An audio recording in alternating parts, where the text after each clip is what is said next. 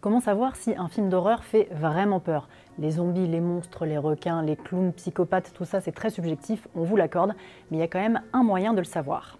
Chaque année, des chercheurs effectuent un classement. Pour ça, ils font appel à 250 volontaires qui portent sur eux des capteurs qui mesurent leur pulsation cardiaque pendant les projections de films d'horreur. Les chercheurs font ensuite la moyenne entre les pics de stress et le suspense global et ça donne une note sur 100.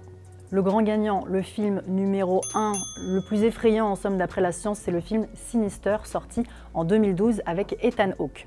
Ce film suit un auteur un peu en mal d'inspiration qui va s'installer dans une maison hantée avec toute sa famille, autant vous dire, une excellente idée.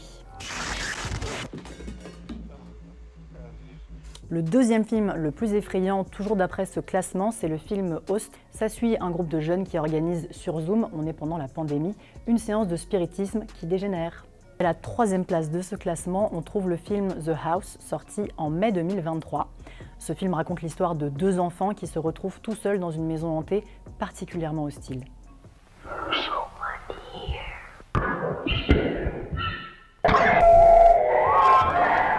Dans le reste du classement, on retrouve d'autres sagas déjà bien connues des amateurs de films d'horreur, et notamment par exemple à la 5e place, le film Conjuring, qui suit l'histoire vraie des exorcismes du couple Warren.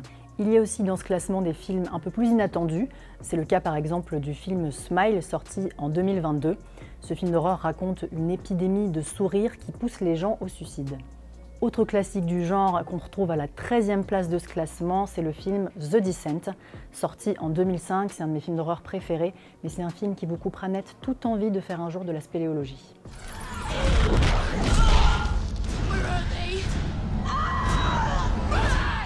On pourrait se dire que les vieux films sont d'office exclus de ce classement à cause de leurs effets spéciaux vieillissants, mais non, il y en a quelques-uns qui font quand même de la résistance.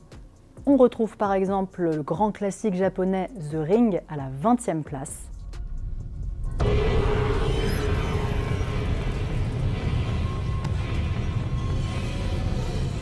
Massacre à la tronçonneuse, film incroyable qui va l'année prochaine fêter ses 50 ans, figure aussi dans ce classement à la 23e place.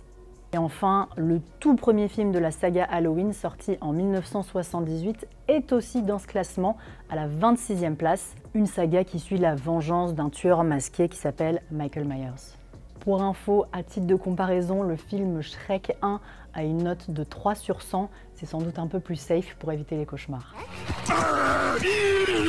Oh, Mazette, que j'ai peur!